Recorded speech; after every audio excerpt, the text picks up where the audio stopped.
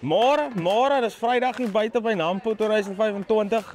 Ek is Richard Heyman van ELB Equipment.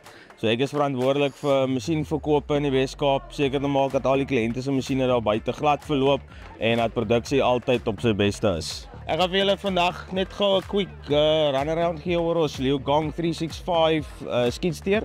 So dis die ligste skietsteer in ons klas wat ons maak. Hy kom in teen 3.1 ton. Hy het 'n laai kapasiteit van so net onder 800 kg en dan 'n tipgewig van so 1.5 ton.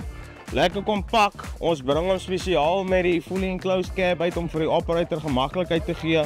Aan die agterkant by die kragstasie het ons die 4-silinder Perkins motor.